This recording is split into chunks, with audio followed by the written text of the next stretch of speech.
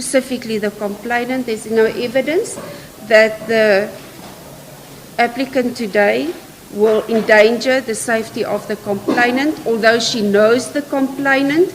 In the 5 years that the matter has been pending or being investigated, there's been no evidence that the accused or the applicant has endangered the safety of the complainant. Subsection B, whether there's a likelihood that the applicant, if she was released on bail, will attempt to evade her trial. There was no evidence that she will evade her trial after she was contacted by her husband or by the police. She handed herself over to the Mondia police station. There was no indication that she will evade her trial. She has stayed for a period or resided for a period of 27 years in Mondia, so her address is well known. Subsection C, whether there's a likelihood that the applicant, if she's released on bail, will attempt to influence or intimidate the witnesses. There's no evidence today that she will attempt to influence or intimidate the witnesses or conceal or destroy the evidence, as in her mind that this case was not even being investigated. Subsection D, where there's a likelihood that the applicant, if she is released on bail, will undermine or jeopardize the objectives or the proper functioning of the criminal justice system, including the bail system. This matter was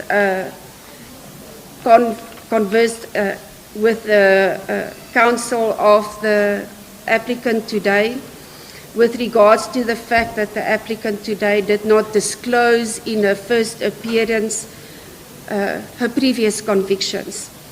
In subsection 8, subsection A, the fact that the accused, knowing it to be false, supplied false information at the time of her arrest or during the bail proceedings. The applicant did not disclose during her first appearance that she had the following previous convictions. In 2009, on the 14th of October, she was convicted of driving under the influence of alcohol, and her sentence was postponed for a period of 2 years.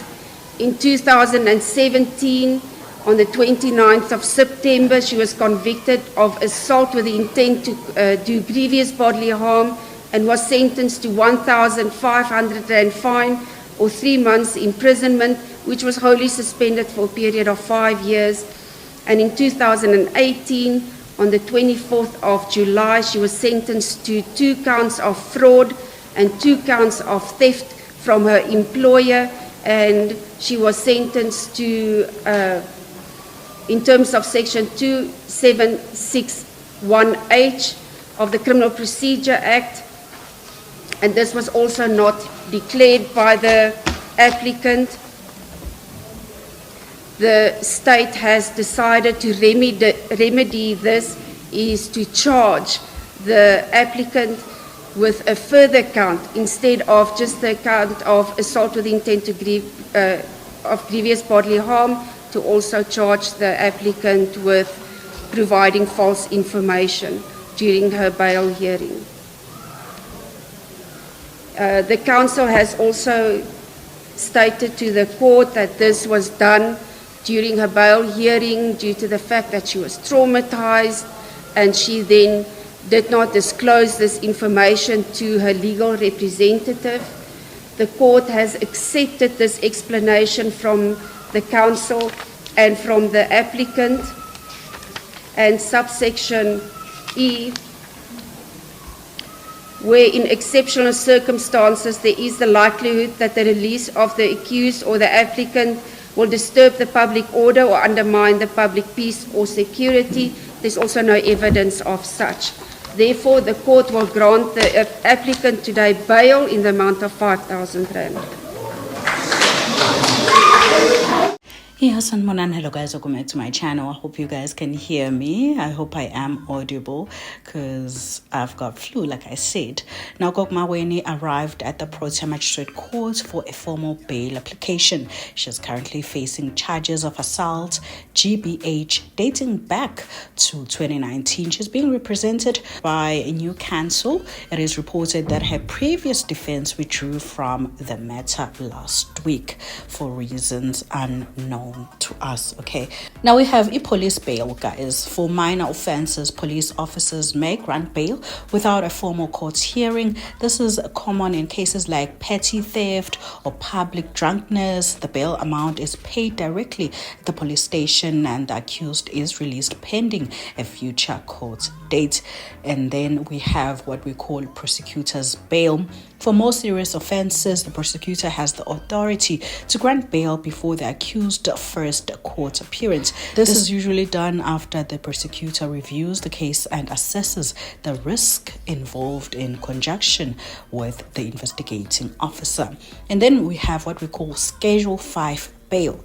Now, this is for serious crimes such as aggravated assault, robbery, or fraud fall under Schedule 5 offenses. The amendment of the domestic violence in April 2023 includes where there is a domestic relationship as defined in the DVA between the complainant and the accused to fall under Schedule 5. Bail in these cases requires a formal court application where the accused must prove that granting bail serves the interest of justice. Factors considered include the crime's severity, flight risk, criminal history, and potential interferences with witnesses or investigations. And then we have what we call Schedule 6 bail. The most serious offenses such as murder, rape, armed robbery require Schedule 6 bail applications. The accused must demonstrate exceptional circumstances to justify the release, which places a high burden of proof on the accused. The courts will consider factors such as severe illness or unique personal circumstances in making its decisions. Now, several factors determine the type of bail application required. The charge, the severity of the offense plays a critical role in determining whether the accused will face a Schedule 1, 5, or 6 bail hearing. Now, for previous convictions, an accused with a criminal history or prior bail violations is likely to face stricter bail conditions or be denied bail altogether. The court also considers if the accused is already on bail for other charges when assessing the risk involved. In instances where an accused was found guilty of Schedule 1 offense and charged again on Schedule 1 offense, a formal Schedule 5 bail application is required. Now, the accused person can apply at any stage of the court's proceedings for bail when he or she is before the court. Normally, after arrest, the accused must be brought before court within 48 hours of arrest, and he or she may then apply to be released on a warning or bail if the case is not finalized on that day. Now, I will definitely be keeping you guys updated on whether or not she gets bail.